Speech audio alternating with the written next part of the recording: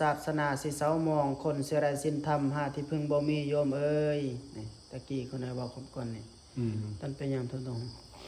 ต้นหรือว่าคำก่อนเนี่ย คนน่ะ 2 ปีที่แล้ว เวลาคนน่ะอยู่แบบนี้คนน่ะก็คิดได้แต่ว่ามันฮักบ่เท่าที่เฮาตอนเฮามีความสุขคือเปรียบเหมือนกับการตัวอย่างที่เฮาได้ไปย่างไปได้ไปฝึกฝนแล้วมันเจอสิ่งดีๆเข้ามาในใจ มันคิดธรรมะมันก็คือว่าคล้องใจม่วนหั่นน่ะมันคือว่าม่วนคือว่ามันคือว่าถูกว่าเหมาะว่าแล้วเฮาก็สามารถอัดลงแล้วก็บ่มีความกังวลในใจ บ่ต้องคิดหลายนะมันอัตโนมัติบ่มันขึ้น มันอัตโนมัติขึ้นมาเองมันต้องกังวลในใจเลย แสดงว่า เวลาเฮาอยู่แบบนี้อยู่แบบคนเดียวนี่สันโดษนี่ก็ฮักแม่นว่าสันโดษแต่ว่าบางครั้งมันก็เฮ็ดให้เฮาเหงาเศร้าหมองได้การเฮาอยู่คนเดียวได้ แม่น การที่มีความสุขแท้ๆเลยมันการที่เฮาอยู่หลายคนและการที่อยู่หลายคนนี่เป็นการที่เปลี่ยนแปลงแนวคิดตลอดเปลี่ยนแปลงการปฏิบัติตลอดปฏิบัติอย่างเดียวก็เบื่อเด้เชื่อบ่คนลองอยู่เบิ่งแม่เอาสมมุติว่าเอาปฏิบัติเดือนหนึงสิยืนย่างนั่งนอนยืนย่างอยู่แต่บนเก่านี่ เบื่อหน่าย คือเพิ่นว่าเพิ่นไปเรียนอยู่ไทยมาน่ะ โดยขน้อยให้กันอยู่บนเก่ามันสิเบื่อเกิดความเบื่อหน่ายนะ มันบ่มีสิ่งใดสิแน่นอนเขาว่าความสุขก็เช่นกันบางทีมื้อนี้มีความสุขเห็นอันนี้มื้อนี้เบื่อแล้วอยากไปแนวใหม่อาหารคือกันเปรียบเหมือนกับอาหารกินแซ่บได้มื้อนี้นะเป็นตาแซ่บคักมื้อนี้มานะอยากเบิ่งแหละอยากเปลี่ยนแนวใหม่แหละความคิดของเฮาความสุขก็เช่นกันก็เปรียบเหมือนกับแบบนั้นการที่เฮาอยู่บ่อนเดียวบ่อนเก่าบ่อนเดิมมันก็เป็นการเบื่อการหน่ายแบบบ่รู้สึกโตอยู่ก็เบื่อเล้อเลยนะเล้อเลยจะไปทางใดว่าอยู่แบบใดว่าแบบตอนเฮาอยู่ผู้เดียวได้แล้วบัดนี้เพ้อๆนี่ มีอยู่ทางที่เฮาจะหาได้พึ่งคนอื่นได้มีคนจะช่วยเฮาแต่ว่าบางทีจิตใจเฮานี่บ่กล้าเข้าหาเขานะแบบน่าอายแบบว่าตัวเองนี่ดีสุดแล้ว ละอายบ่ แบบละอายว่าตัวเองนี่ดีที่สุดแล้วนะ อ้าวแล้วขน้อยสิถามว่าเพิ่นไปย่างทุดงค์นี่แต่ละเทื่อนี่คิดว่าแนวไปแบบไปโดยใจบ่เขาเรียกว่าไปแบบเห็นคนอื่นไปแล้วไปนำหรือว่าหรือว่าไปแบบประจำปีจังซี่นะคือมันจะไปเดือนหน้าเนี่ยเพิ่นไปประจำปีบ่เราไปแบบ ใจจะไปใจอยากไปโดยใจหรือว่าไปแบบคนอื่นเสื้อไปขนาดทุดงค์นะครับว่าทุดงค์เนี่ยทุดงค์มันแปลว่าแปลว่าหยังครับคำว่าทุดงค์ ทุดงค์มัน ทุดงค์ก็คือข้อวัดปฏิบัติของเฮาแหละเป็นพระมันมี13ข้อเด้13ข้อแต่ว่าเขานั้นก็บ่สามารถที่จะง่ายๆก็คือรวมๆหลายๆอย่างก็คือข้อปฏิบัติเนาะปฏิบัติแบบใดน่ะของแต่สิมีอยู่วัดเพื่อนว่าอยู่วัดเป็นทุดงค์เท่านั้นเนาะอยู่วัดเป็นทุดงค์ก็มีเนาะครับ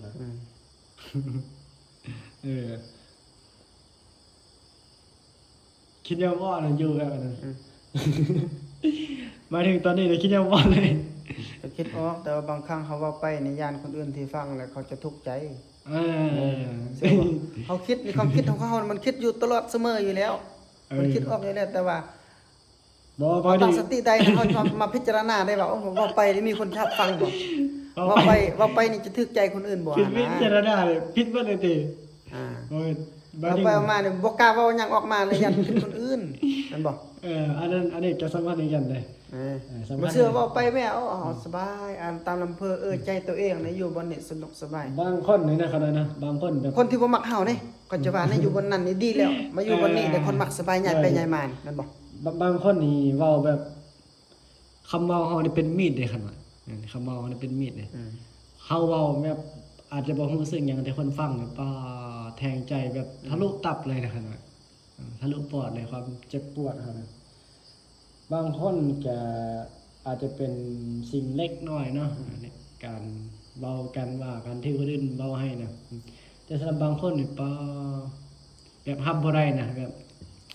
ห้อยขนาดพ่อแม่เฮายังบ่กล้าเว้าจังซี่นะ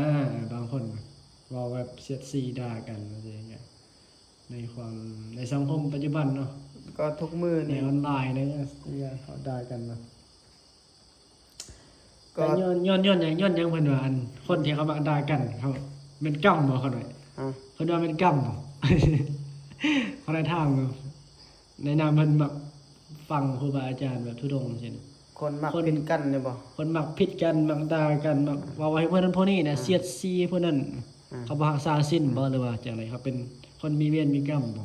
คนมักผิดกันนี่ก็จะว่า อืม ย้อนว่าความบ่พอใจแม่นบ่ เกิดความ มันเกิดความบ่พอใจ เ จึงบ่มักและจึงมีคำว่าบ่มักแมันบ่ บ่มัก บ่มักแล้วบัดนี้มันจะเกิดหยังขึ้นมา เกิดเรื่องเรื่องน้อยหน่อยนี่จะเกิดเป็นเรื่องใหญ่ อืม เรื่องใหญ่ขึ้นมาแล้วจะจับผ้าจับมีดเล่นฟันกัน สมมุติอันนี้ตัวอย่างแมันบ่ อันนี้มีการเขาเห็นในสังคม อ่า เห็นอยู่ครับ ย้อนว่าอ่าเป็นการบ่พอใจ เข้าใจ บ่ นะ ยกตัวอย่างเฮาปั่นของกินมันน่ะปั่นอาหารเอ้าจะเอาสำนี้ก็เอาสำนี้เจ้าจะพอใจบ่คันบ่ให้เจ้าหน่อย เข้าใจบ่ มันต้องอยู่ปานกลางเหมันกับคนผิดกันเขาว่า คนหนึงแห้งแล้วเฮาต้องเบ้า คนหนึงเบาแล้วเฮาต้องหยุดคนผิดกันเลยบ่คนมักผิดกันมักด่ากัน เปรียบเสมือนไฟกับน้ำเขาได้เนาะพันที่เพิ่นว่าน่ะคนหนึงต้องเป็นไฟคนหนึงต้องเป็นน้ำเอาแล้วอันนี้ขนาดสะทุกเราแบบผัวเมียน่ะสิเดี๋ยวเขามาผิดกันนั่นแหล้วทั้งที่แบบมีผัวมีแบบเป็นผัวเมียกันน่ะสินะเขาคือมาตีกันว่ะแบบทั้งที่แบบแต่งงานกันแบบฮักกันสิน่ะ อันนี้คันจะเว้า เป็นเวรกรรมบ่ครับ สิเว้าในยุคปัจจุบันเนาะ เนาะ สิเว้าเทียบในยุคปัจจุบันนี่ก็เป็นปัญหาทางมันจะมี2ปัจจัยเด้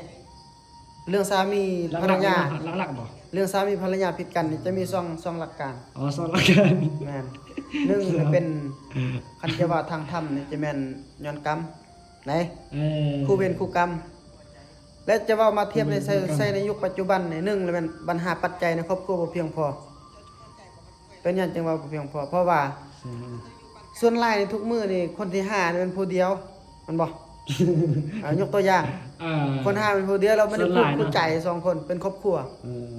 มีลูก แล้วบัดนี้รายรับแม่นรายรับค่าแรงงานของผู้ผู้เดียวหัวหน้าครอบครัวนั่นก็ยกตัวอย่างแสนกีบซะบ้านเฮาเนาะอยู่ไทยก็ประมาณ300เนาะประมาณนี้แล้ววันนี้คนที่จ่ายมันหมดครอบครัวมี 3-4 คนเอ้ามาเฉลี่ยใส่ค่าข้าวค่าน้ำจักมือหมดจักโลอาหารเด้ เขาผิดกันส่วนหลายก็แสดงว่า แล้วบัดนี้เงินบ่เพียงพอมันหมุนบ่เพียงพอมันจ่ายฟุ่มเฟือยแล้วเกิดความคิดหลายความคิดเข้ามาบัดนี้ครอบครัวเขาทุกข์เขายากใครเด้แม่นบ่ความคิดขึ้นมาได้บัดนี้ เริ่มคิดแล้ว ได้เงินมาก็เก็บบ่อยู่แม่นบ่บ่มีเงินเป็นกับเป็นก้อนท่านคนอื่น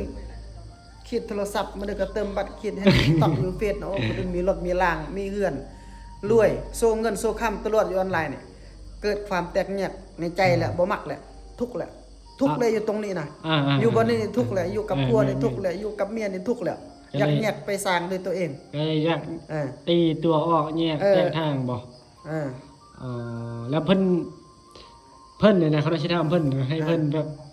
สมมุติมีโยมมาถามนะเพิ่นว่าโยมถามว่าเอ้าครูบาคันว่าเฮ็ดจังได๋จังสิบ่มีจังสิบ่ได้เอิ้นว่าบ่ได้ผัวบ่ได้เมียแบบนี้ประเภทนี้น่ะแบบได้บ่อยากได้ผัวแบบคือแบบบ่ดีหั้นนะความหมายน่ะแบบเลี้ยงตัวเองบ่ได้นะ อันนี้ต้องว่าหลัก ผู้หญิงก็อยาก ถ้าว่าบ่อยากได้คนที่เขาจะว่าเป็นหยังก็เขาว่า กินเหล้าเมายานะ ย่อๆนะมันหยังอ่ะ ย่อๆคือหยัง คนบ่ดีซะเนาะตัวอย่างเนาะคนเฮาบ่อยากได้คนที่บ่ดี สมมุติเฮา มันแน่นอนอยู่ในโลกนี่มันต้องมีคนดีมันต้องมีมุมที่บ่ดีแต่ว่ามันต้องมีคนที่ดีแด ก็ดีใครเนี่ยนะ ทุกคนนี่มันมีมุมมืดมุมขาวแต่ว่ามันต่างกันน้อยจากหลายแล้ววันนี้เฮาต้องการอยากได้คนที่ยังดีเนาะยังดีนิดนึงเนาะเฮ เขาต้องเป็น แม่นๆ คนหลักๆเขาต้องดีในตัวเองก่อน อ๋อ เขาจึงจะคนหาคน เออ คนนั่นเจอ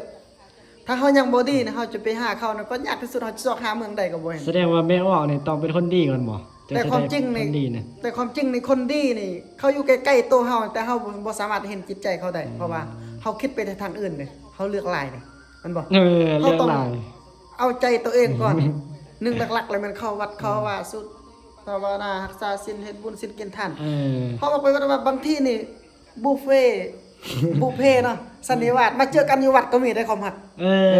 อ มันบอก เคยเห็นอยู่ มาสุดมนต์นำกันตลอดเห็นกันทุกมื้อนี่จู้จี้แม่นบ่ โดย เรามาเข้าวัดค่อยก็มาเข้าวัดนี่ร่วมกันสันไปสันมานี่ เออ บุฟเฟ่ต์สันนิวาสแล้วบัดนี้ เข้าใจกัน เจ้าก็ เนาะ มีสิ้นค่อยก็มีสิ้นมันเสมอกันบัดนี้ อ๋อสินเสมอกัน อ่า แสดงว่า เฮ็ดหยังก็จะเกรงใจกันเฮ็ดหยังก็จะย่านกันผู้เด้อก็ต่างคนต่างมีสิ้นเด้แม่นบ่ อืมठीक มันก็เป็นแบบนี้ อันนี้ฝากเนาะฝากเด้อไม่ออกพอออกเอาเจริญพรบ่มีหน้าที่เนาะขนาด อืม